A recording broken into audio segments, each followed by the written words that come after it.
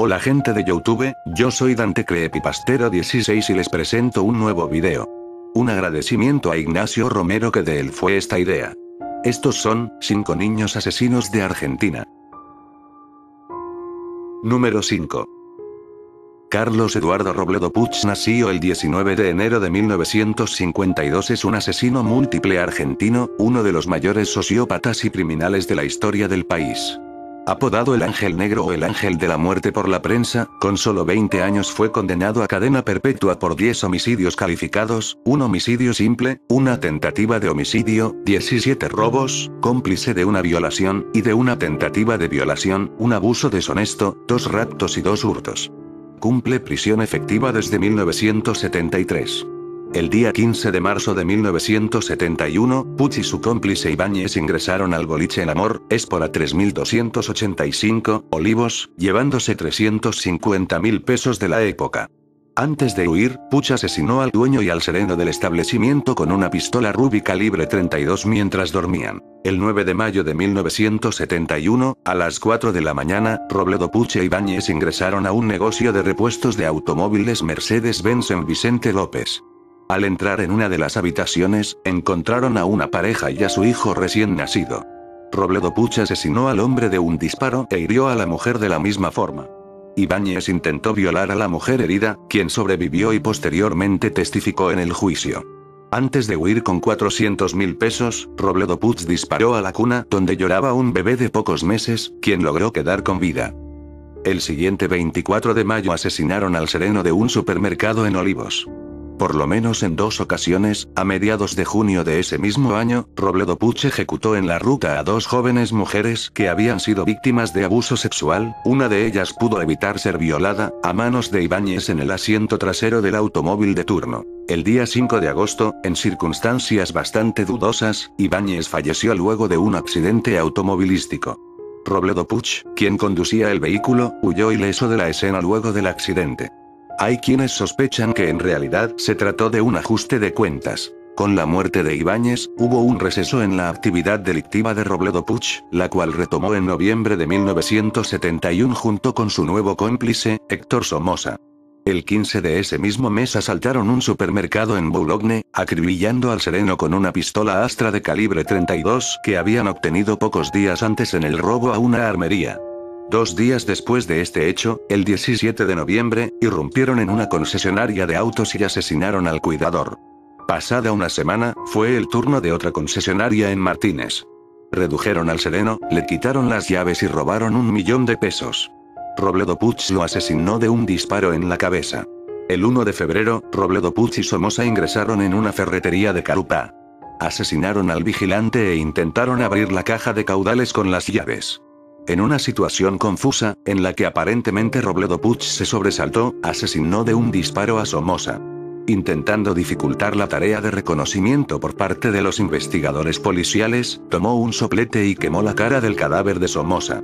Luego de abrir el cofre de caudales con el mismo soplete, recogió el botín y huyó de la escena. Fue detenido el 4 de febrero de 1972 al encontrarse su cédula de identidad en el bolsillo del pantalón de Somoza.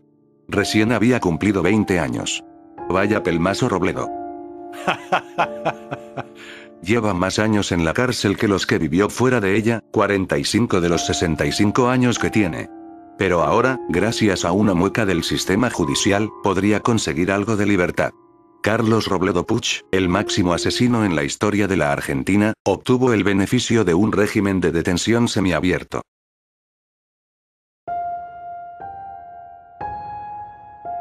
Número 4.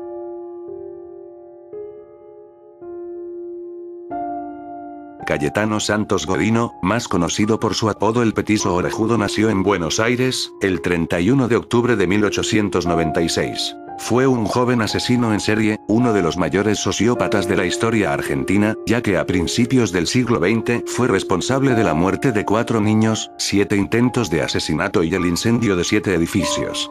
Todo un máquina. Su padre era alcohólico y golpeador, había contraído sífilis tiempo antes del nacimiento de Cayetano. El niño vino al mundo con graves problemas de salud. De hecho, durante sus primeros años de vida, estuvo varias veces al borde de la muerte a causa de una enteritis. Durante toda su niñez Cayetano fue víctima de fuertes golpes y maltratos realizados por su padre. La niñez de Cayetano Godino transcurrió en la calle, vagando. A partir de los 5 años concurrió a varias escuelas, de donde siempre fue expulsado por su falta de interés en los estudios y su comportamiento rebelde. El escenario de sus correrías y carrera criminal serían los terrenos baldíos y conventillos de los barrios de Almagro y Parque Patricios, por entonces todavía al borde de la Pampa. Era una zona de quintas de descanso. Pero también era un arrabal poblado por paisanos y extranjeros. Miguel de Paoli. El 28 de septiembre de 1904, cuando Godino contaba con apenas 7 años, se lleva a fuerza de engaños a Miguel de Paoli, de casi 2 años, hasta un baldío y allí lo golpea para luego arrojarlo sobre un montón de espinas. Un policía que pasaba se percata de lo sucedido y lleva a ambos niños a la comisaría, de donde serían recogidos más tarde por sus respectivas madres Teresa y Neri. Al año siguiente, Godino agrede a una infante vecina de apenas 18 meses. La conduce hasta un baldío en donde la golpea repetidamente en la cabeza con una piedra. Nuevamente es descubierto por un policía quien pone fin al ataque y lo detiene, pero dada su corta edad, es dejado en libertad esa misma noche. 3 María Rosa Fase, 3 años de edad. 29 de marzo de 1906. El que sería el primer asesinato de Godino pasó desapercibido y solamente sería descubierto años después, cuando él mismo lo confesó ante la policía. Según contó, en 1906 tomó a una niña de aproximadamente 3 años y la llevó hasta un terreno baldío sobre la calle Río de Janeiro, donde intentó estrangularla. Después la enterró viva en una zanja, que cubrió con latas. Las autoridades, al conocer este crimen, se trasladaron hasta el lugar pero encontraron que se había edificado una casa de 2 pisos. Sin embargo, en la comisaría 10 quedó registrada una denuncia por desaparición con fecha 29 de marzo de 1906, de una niña de 3 años de nombre María Rosa Fase. La niña desaparecida nunca fue encontrada. El 5 de abril de 1906, apenas algunos días después de cometer su primer asesinato, Godino fue denunciado por su padre al descubrir que había martirizado a algunas aves domésticas. Fiore encuentra dentro de un zapato de su hijo un pájaro muerto y, debajo de su cama, una caja en donde guarda los cadáveres de otras aves. A continuación se reproduce el acta que en aquella ocasión fue levantada. Cayetano Godino estuvo recluido poco más de 2 meses y después regresó a las calles. Como ya no asistía a la escuela, vuelve a dedicarse a la vagancia. Severino González Caló. El 9 de septiembre de 1908 conduce a Severino González, de 2 años, a una bodega ubicada frente al Colegio del Sagrado Corazón. Ahí lo sumerge en una pileta para caballos, cubriéndola después con una tabla para ahogar al pequeño. El propietario del lugar, Zacarías Caviglia, descubre la tentativa, pero Godino se defiende diciendo que el niño había sido llevado hasta allí por una mujer vestida de negro, de la cual suministra señas particulares. Es conducido a la comisaría, de donde es recogido al día siguiente. Julio Bote. 6 días más tarde, el 15 de septiembre, en Colombres 632, quema con un cigarrillo los párpados de Julio Bote, de 22 meses de edad. Es descubierto por la madre de la víctima, pero alcanza a huir. El 6 de diciembre, Fiore y Lucía Godino, cansados de los continuos problemas causados por Cayetano, que entonces tenía 12 años, vuelven a entregarlo a la policía. Esta vez es enviado a la colonia de menores Marcos Paz, en donde permanece durante 3 años. Mientras permanece encerrado, acude a clases en donde aprende a leer y escribir un poco. La estancia de Godino en el reformatorio, lejos de regenerarlo, lo endurece. El 23 de diciembre de 1911 regresa a las calles. Ahora es un criminal frío y terriblemente potenciado. Su liberación será, al parecer, a petición de sus padres, con quienes regresa a vivir.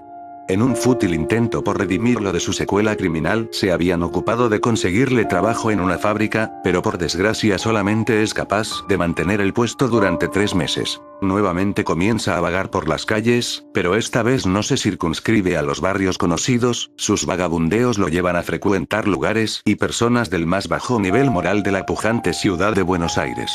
Asimismo, comienza a sufrir fuertes dolores de cabeza que se traducían en ganas de matar, sobre todo después de tomar alcohol.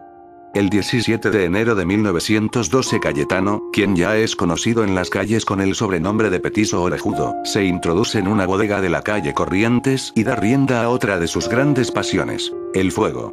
El incendio que provoca tarda 4 horas en ser sofocado por los bomberos. Después de su arresto declararía: "Me gusta ver trabajar a los bomberos, es lindo ver cómo caen en el fuego". Tras ser detenido confesó 4 homicidios y numerosas tentativas de asesinatos. Se lo recluyó en el Hospicio de las Mercedes, en el pabellón de alienados delincuentes. Allí atacó a 2 pacientes, uno inválido en una cama y el otro en silla de ruedas. Después intentó huir. A raíz de la apelación de la sentencia, la Cámara de Apelaciones en lo Criminal resolvió por unanimidad que Santos Godino fuera confinado, mientras no hubiera asilos adecuados, en una penitenciaría por tiempo indeterminado. En 1933 consiguió detonar la furia de los presos porque mató al gato mascota del penal arrojándolo junto con los leños al fuego. Le pegaron tanto que tardó más de 20 días en salir del hospital. Las circunstancias de su muerte, ocurrida en Ushuaia el 15 de noviembre de 1944, siguen siendo nebulosas. Se presume que murió a causa de una hemorragia interna causada por un proceso ulceroso gastroduodenal, pero se sabe que había sido maltratado y, con frecuencia, violentado sexualmente. Sobrellevó los largos días de la cárcel, sin amigos, sin visitas y sin cartas. Murió sin confesar remordimientos. Según otros, 4-5 los policías del penal habrían comentado que Godino murió a manos de los reclusos, quienes lo golpearon hasta matarlo, luego de que éste matara a la mascota de los presos, un gato. El penal de Ushuaia fue finalmente clausurado en 1947. Cuando el cementerio fue removido, los huesos de este asesino serial ya no estaban. En 2007 se hizo una película sobre él llamada El Niño de Barro. Número 3.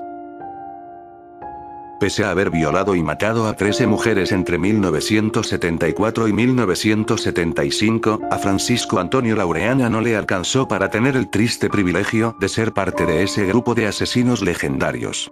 Aunque Laureana no mataba para aparecer en los diarios, mataba por placer.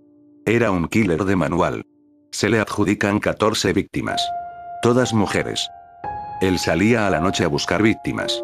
Murió a tiros en un enfrentamiento policial el 27 de febrero de 1975. Para atraparlo le habían puesto mujeres policía como anzuelo. Número 2. Ricardo Alberto Barreda es un odontólogo argentino de la ciudad de La Plata, quien se hizo conocido en 1992 por asesinar a su esposa, Gladys McDonald, a su suegra, Elena Arreche, y a sus 2 hijas, Cecilia y Adriana Barreda. El 15 de noviembre de 1992, en la casa de calle 48 entre 11 y 12 de la ciudad de La Plata, con una escopeta marca Víctor Arrasqueta mató a su esposa, Gladys McDonald, de 57 años, a su suegra Elena Arreche, de 86 años, y a sus 2 hijas Cecilia, de 26, y Adriana, de 24, quienes eran odontóloga y abogada respectivamente. Según contó Barreda, esa mañana se despertó y le dijo a su mujer que iba a limpiar las telarañas del techo. Ella le respondió, despectivamente, anda a limpiar, que los trabajos de Conchita son los que mejor haces. La mala relación ya llevaba un tiempo y Barreda recuerda siempre los oprobios y humillaciones que habría sufrido por parte de su esposa, hijas y suegra. Decidió podar la parra. Al ir a buscar un casco encontró la escopeta Víctor Arrasqueta que su suegra le había traído de Europa. Tomó la escopeta, la cargó y se llevó cartuchos adicionales en los bolsillos. En la cocina de la casa se encontraban su mujer y su hija menor, Adriana. Primero mató a Gladys, y luego a Adriana. Por las escaleras bajaba su suegra, a la que le disparó, y por último mató a su hija Cecilia, quien bajaba detrás de su abuela. Número 1. Después de haber visto varios personajes de la Argentina como Barreda, Robledo Puch, y Laureana, ¿qué nos puede esperar el primer lugar? Arquímedes Rafael Puccio, la familia más siniestra de la historia criminal argentina. Entre 1982 y 1985, los Puccio secuestraron y mataron a los empresarios Ricardo Manoukian, Eduardo Aulet y Emilio Naum. La empresaria Nélida Bollini de Prado fue rescatada por la policía del sótano de la casona familiar de Martín y Omar y 25 de mayo, en San Isidro. Se estima que lograron un botín de $1 millón. Ese fue el video de hoy, espero que les haya gustado. Esta es la primera parte del especial 100 suscriptores.